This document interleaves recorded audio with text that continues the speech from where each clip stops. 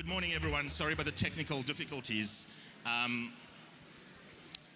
got an impossible task of trying to speak to a crowd who are all having conversations, and I can hardly see any of you, but I'll give it a shot.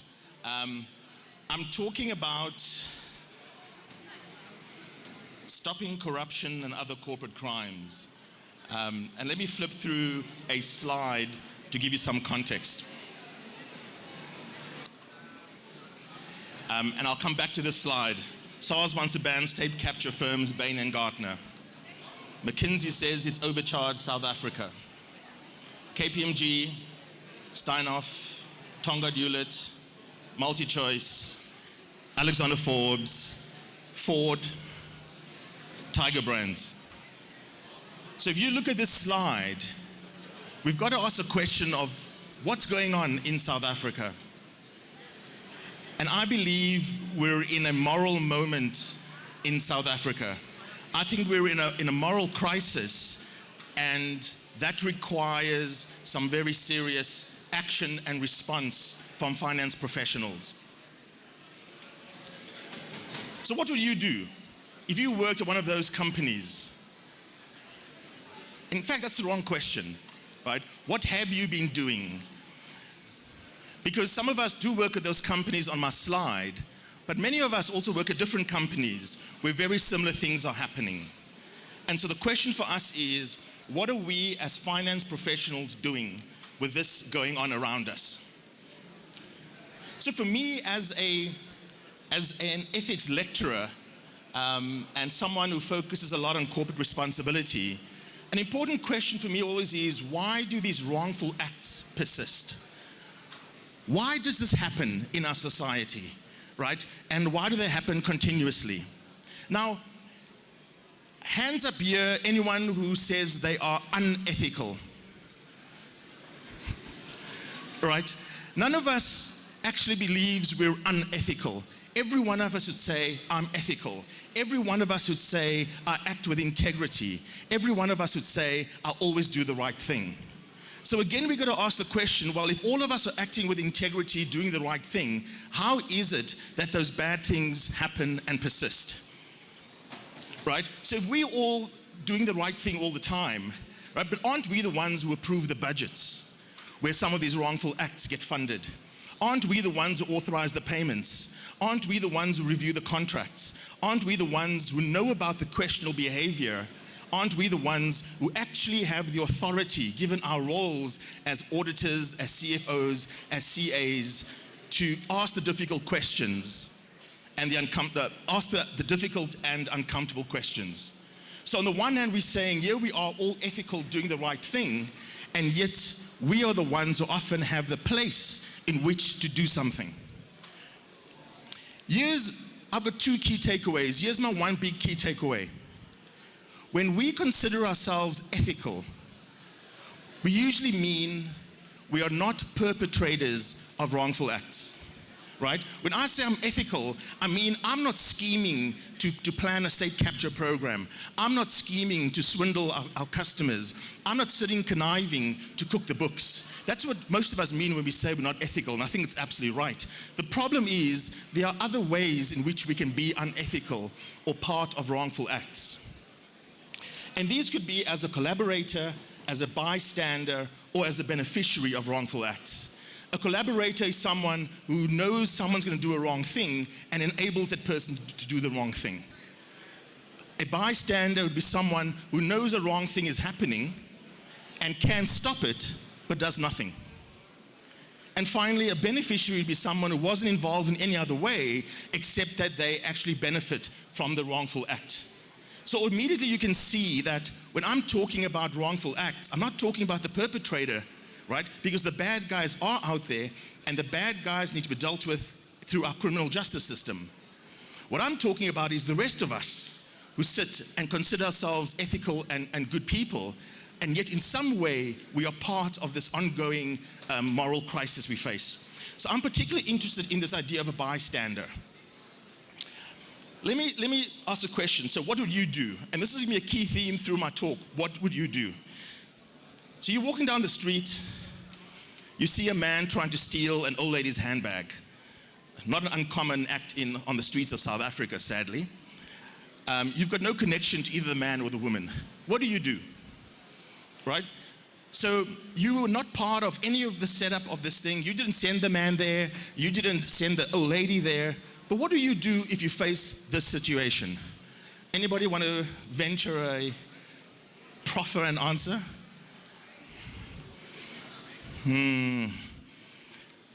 You could do one of two things, right? You could do nothing, which seems like maybe in the audience, or we're still waking up, but maybe we are shy.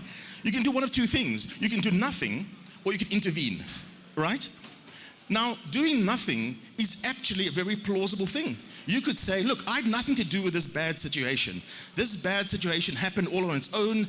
I'm going about my business. In fact, I've got a meeting to get to, or my mother's ill, and so I've got every reason to keep going, right? So one option is do nothing.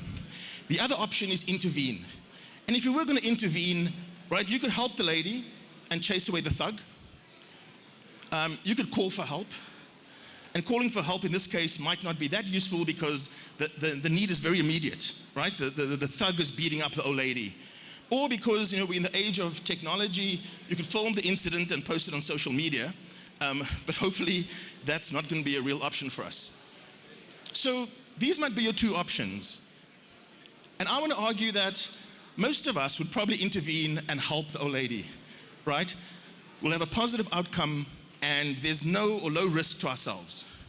Okay, so that's what we might do in that circumstance. Let's have the same circumstance, but now the man has a gun. Assume you're not armed and you're not bulletproof, right? Same situation. You now see a man mugging an old lady, you're walking past, you didn't set anything up, but the man's got a gun. What do? Right? Same two set of options. You can do nothing, you just keep walking past. You can say, bad luck for the old lady, not my problem, and keep walking. Or you could actually intervene. What could you do to intervene? Again, you could help the old lady, but now, different circumstance, right? The man's got a gun. Now what do? Now there's potentially very high cost to you intervening to help the old lady. You could call for help. I think standing in front of the guy with a gun calling the police is probably not a wise thing to be doing. So maybe you could walk further down the road and then call for help. And maybe that would be the best thing for you to be doing, right? So let's say we choose that option, right? We see the man with a gun mugging the woman and we walk further down the road and then we call the police or call for help. What's changed between those two scenarios, right? I was walking down the street and I said I'm ethical, I always do the right thing, I act with integrity, as all of us would say, right? In the first case, I helped the old lady, I saw something wrong, I helped the old lady. In the second case, same thing was happening, but I did nothing immediately. What changed?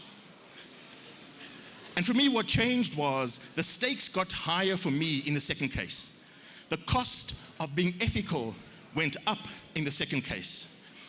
And I think for us, this is the reality we face in our jobs every day. The idea of saying, I'm going to do the right thing doesn't come free.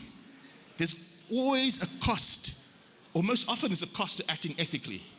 Our values only matter, I argue, when we put them in tension with something that matters. Let me say that again. Your company values you put on your website, your annual report, and your walls, and your reception only matter when you put it in tension with something of value.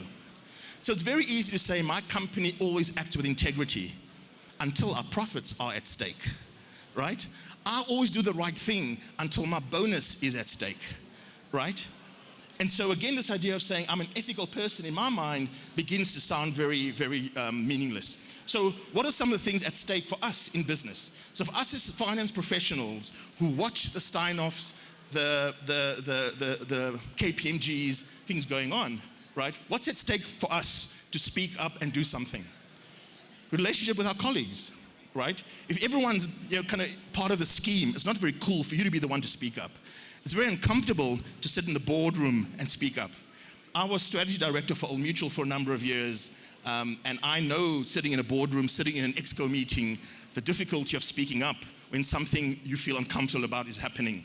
Your bonus is at stake, right? Everyone says, I'll do the right thing until my bonus is at stake, right? Who's willing to give up their bonus to do the right thing? Your career prospects, your job, your family's livelihood. I'd love to do the right thing, Athol, people say to me. But I've got kids at school. Once they're through school, then I'll do the right thing. Your personal dreams. I mean, you dreamed of being the CFO of a JSE-listed company. And if you can just keep your mouth shut for 6 more months about this thing, you'll get the promotion.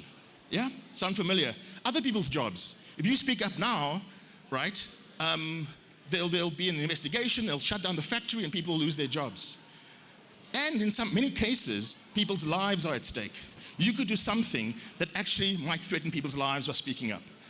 So again, my argument here is speaking up, being ethical. As much as we say I'm an ethical person, there's a cost to being ethical because things are at stake. Plus, let me add a plus, and this is for me very personal. There's self-doubt, right? You say, who am I to judge? I'm just a CA. Who am I to judge what's right or wrong? And every company is doing some of this dodgy stuff, right? So who am I to speak up? And so you combine this fact that there's high stakes for me to speak up and the fact that I have self-doubt. And so in many ways, inaction is understandable and even reasonable. So I'm saying, walking past the lady being mugged and there's a guy with a gun, I'm saying inaction in that case even could be understandable and reasonable. But what happens to our society when everyone acts in an understandable and reasonable way? What happens to our society when everyone says, geez, my bonus is at stake, and so I see the dodgy things going on, but I'm gonna keep quiet. And I argue that what's happening in our society today is because we all are acting very rationally, but no one is standing up, or very few of us are standing up. So an important question I've had to ask myself, and I'll tell you my personal story in a second. I think an important question for all of us is, at what cost are you willing to be ethical? Being ethical doesn't come free, right? Being ethical doesn't come free. Because it's easy to be ethical when everything's going fine. But when something goes wrong in your country, in your company, in your industry, in your professional body, being ethical is never free. In May of this year, I joined a company that generated those headlines. Bein and company failed at SARS, kick out Bein collaborators. In fact, that kick out Bein collaborators was written by Peter Bruce. He went on to refer to Bein partners as bastards. Bein tenders suspicion at SARS, Peter Hain, Moyani, Zuma, Bein. So in May of this year, I joined this company. And why would anyone join a company who's being alleged of masterminding the destruction of SARS? Let me give you some history. So I was a partner at Bein and left in 2010. And the last few years I've been doing a whole bunch of other things around corporate ethics and corporate responsibility. In August of last year, I'd just come back from Oxford where I was doing a PhD. I came home, I joined UCT as an academic, so I was a full-time senior lecturer at UCT, and I was writing up my PhD, sitting in Cape Town, drinking Mai Tais, on the beach. And I watched the testimony of Vittorio Massoni at the Nugent Commission, as many of us probably did, where basically it became very clear that Bein's involvement at SARS was not what any of us would have expected or wanted. And I did two things immediately. The one thing I did was I sent an email to the Bein global leadership saying just how disappointed I was, how shocked I was, and offering to help. The second thing I did was I contacted the media and said, hey, I know this company, I know this business, I know these people. If I can help in any way, get in touch with me. And they did. I then got an email from Judge Nugent, who was leading the Nugent Commission, who asked me if I could help him because he was conducting this investigation, and to have someone who understood management consulting, someone who understood Bein, someone who had some credibility around corporate ethics might be useful to him. And so I agreed to work with Bein and with Judge Nugent to try and get to the bottom of what was happening at SARS and happening with state capture, and whether Bein really had strategized to seize SARS as Judge Nugent had asserted. In November of last year, I then wrote a report. So I oversaw Bein's investigation. I was deeply involved in the Bein investigation. I saw all the evidence collected. I was involved in all of the meetings that Bein had with the investigators. And I then wrote a report to Judge Nugent, which he then referred to in his report to the president. I think he mentions my report like 18 times. Actually, the bottom quote there is from Judge Nugent's report, where he said, I had some useful exchanges. I think that's as complimentary as Judge Robert Nugent gets. Some useful exchanges with Mr. Williams, and I sent him the report. My conclusion, so my report wasn't public, and today's the first time I'm even talking publicly about this report. So my big finding in my report was that indeed, as Judge Nugent had concluded, not all relevant documents that Bein had access to was shared with the Commission. Now, if any of you know what's happening and how real this investigation is, how real the situation is, for me saying that has got major implications. So the last quarter of last year, I worked with Bein, I worked with the Nugent Commission to try and get to the bottom of saying what really happened here, and for me nudging Bein to tell the truth in the interest of South Africa. In the first quarter of this year, so if you look at the title of the report, it says Oversight Observations and Suggested Remedial Framework. So in my report, it was a 40-page report, I said, here are the things I think Bein has done wrong, and here are the things Bein can do to fix it. And so the first quarter of this year, Bein asked me to come in and help them develop what this plan should look like. So we developed this remedy plan that said, if you are serious about making amends in South Africa, Bein, here are the things you could do. And so I went around for months talking at conferences like the Ethics Institute, writing articles about criminal justice and corporate corruption. I set out a 6-step plan that Bein should follow, that KPMG should follow. I had meetings with Steinhoff, I had meetings with Tiger Brands, saying these companies in South Africa who have done these harmful things, we need to do two things. One, again, the criminal justice system must continue. People who do the wrong things must be prosecuted and go to jail or pay fines, whatever the case may be. But that's not enough. Secondly, they must make amends for the harm they caused. And that was a big focus of my remedy plan at Bein. So I went on radio talking about what Bein needed to do and essentially putting public pressure on what Bein needed to do to get this right. Then in May of this year, Bein asked me to come and rejoin as a partner to implement the remedy plan I developed. So I went from external advisor last year to independent developer of their plan, and then went in. So I quit my nice cushy job in Cape Town. I went part-time at UCT, and then took this part-time job at Bein. And when Bein made this proposition, I kept being reminded of this phrase, which I'm sure many of you have seen, right? So bad things happen when good people do nothing. And part of what I've talked about already is challenging you as finance professionals to say, when you see bad things happening, are you as a good person doing something or are you doing nothing? And so I said, no way, I've got my job in Cape Town, I'm an ethics lecturer, Bein, I'll advise you, you guys get on with your thing. And I kept thinking, bad things happen when good people do nothing. And so in a completely mad sense, I then went into this company that already had its allegations of corruption and state capture. And I said, I'm going to go there and put my credibility on the line and going to help drive this agenda to make amends. So this was some media. Bein announced that Norman Bazima, the former deputy chairman of Anglo, was joining the oversight board. The oversight board is something I designed as part of the remedy plan, saying Bein needed an oversight board in South Africa to oversee the operations. And they announced that I'm rejoining Bein to oversee the implementation of the firm's remedy plan. I then had such major pushback from people saying, how can you go and join these crooks, right? A former finance minister of South Africa said to me, you've now joined the crooks. And I said, no, Minister, I'm going in to kind of do this good stuff. I'm going in to drive this remedy plan because someone's got to do it, right? Someone's got to go and do it. And he said, no, you've now gone and become one of them. I then wrote an article in the Business Day saying, hey, I've run towards the fire because some people need to run towards the fire. But most people were not convinced. Here's a tweet. Sorry, Athol, I've heard you're a nice man. But this move of yours is morally bankrupt for everyone involved. How can you possibly expect people to take you seriously teaching values and teaching ethics? Right? A very influential person. This is not, I haven't bothered with the sort of mad people who send me tweets and emails. I'm talking about the senior executives, the public figures. Another one. Why does UCT give a platform to the head of Bein, jail them, right?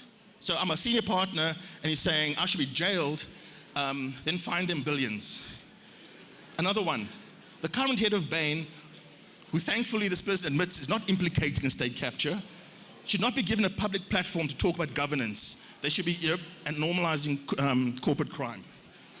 So the moment I went, right, in the spirit of saying, I wanted to go and do something good for my country, I wasn't just going to sit on the outside. I was actually going to go in and try and drive good in that company. Got these sort of reactions. I got people threatening me.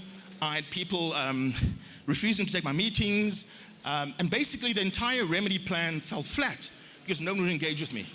Literally in a public forum, there was a conference, Business Against Corruption, where I spoke. And we had public officials, current ministers, pointing me out and saying, there's the face of corporate corruption in South Africa. We had public officials kind of saying, Athol Williams, he represents what's wrong with South Africa. And so this is our reaction to people who are trying to stand up.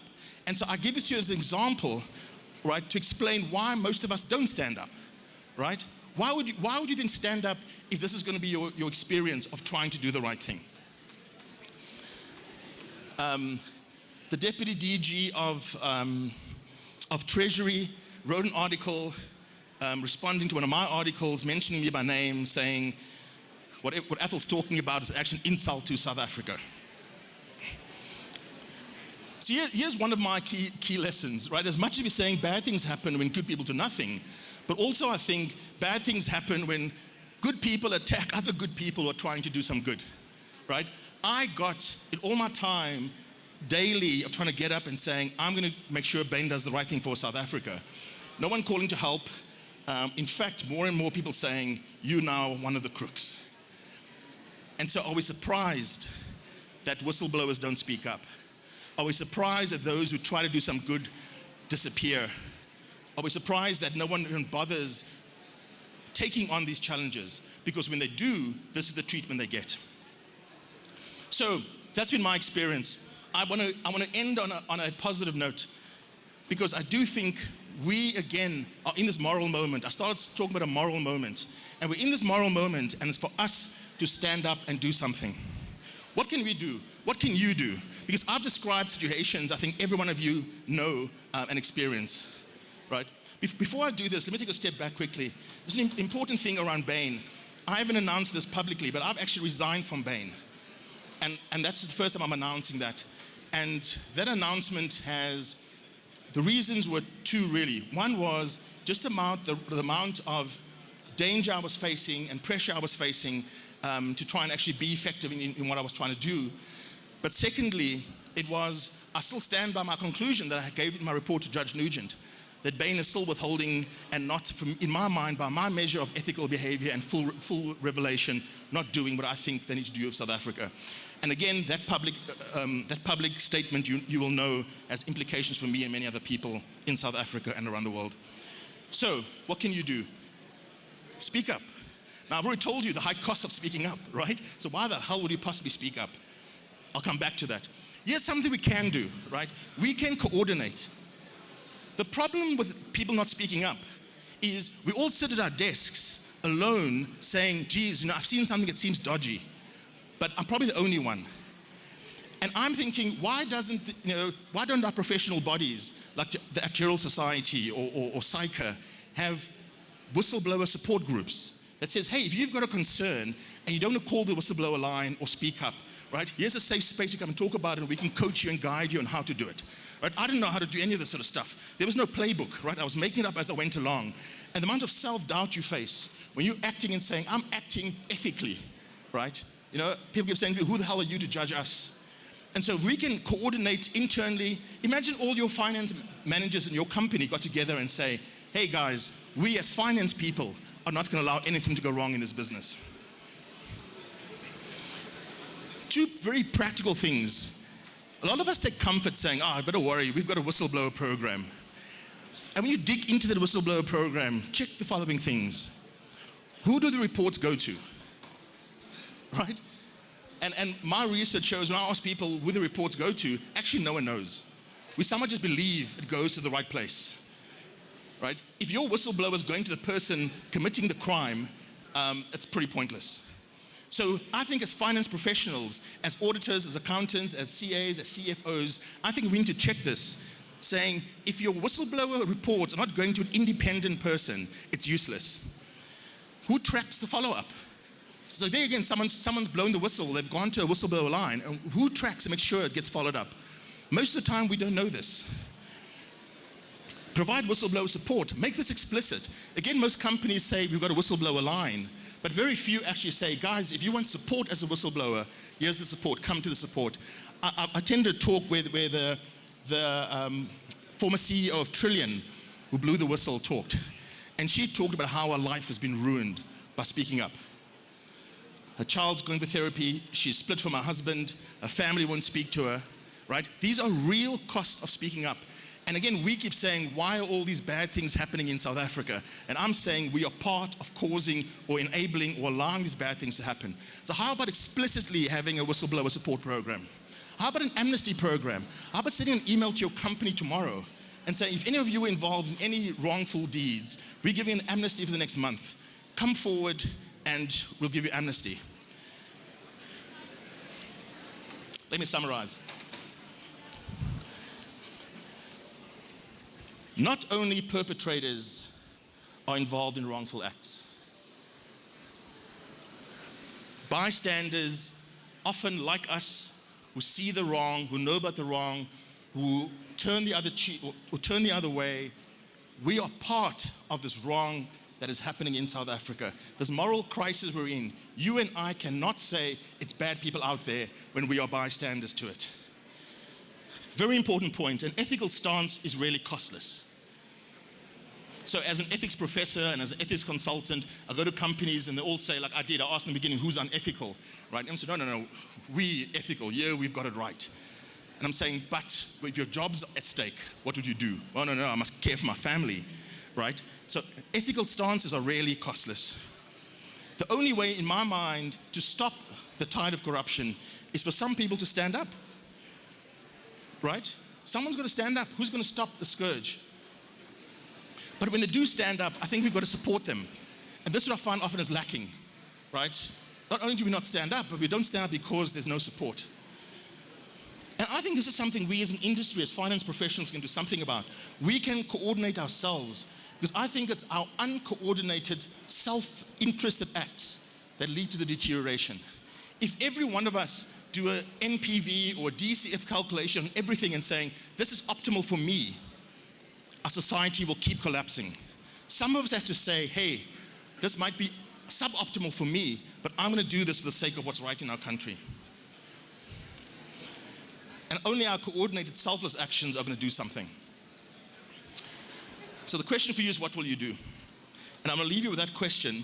I was introduced as a lecturer and a poet and many other things, so I think it's appropriate for me to end with a poem. I will continue. So I've offered Bein, even though I've resigned, I'll keep offering to support their efforts if they really want to do the right thing. I'll support any investigation, any support on any of these state capture programs going in the country. I'm speaking to as many of the companies as possible. So that's my commitment. And I've already told you the high cost of doing that, but I'll keep doing it. And I encourage you to be courageous as well, because I think it's courage is going to save the situation we're in. Short, this life is. Just one I've got. Finite in tenure, whether I like it or not. Death is embracing fear, replacing dreams with I cannot. Life is taking a new step, having a shot. I will do the impossible. I will change the world. I'll give hope to a despairing nation. I'll give bread to a starving girl. I'll break all the records. I'll do what's never been done. I'll give and no love. I'll be a billionaire of fun. You can whip me with your words. You can bash me with your lies. You can chain me to the ground with your rules. You can stab me with your eyes. I'll forgive all personal harm. I'll ignore all acts of mean, but I will not forgive obstruction of my purpose and dream, for I am a superman. I am a king. I will not just lie down. I will get up and take to wing. I will rise up. As sure as the sun, as sure as the springbok, I will run. As sure as the eagle, I will fly. Because I choose to live until I die. What will you do with this day, this hour, this minute? Will you fill it with dull and fear, or will you live it? I'll not tolerate any foe, no matter weapon or munition, especially if that foe is within me in the form of fear or lack of ambition.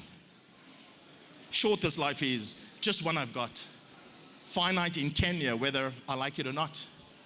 As sure as the eagle, I will fly. Because I choose to live until I die. Thank you so much.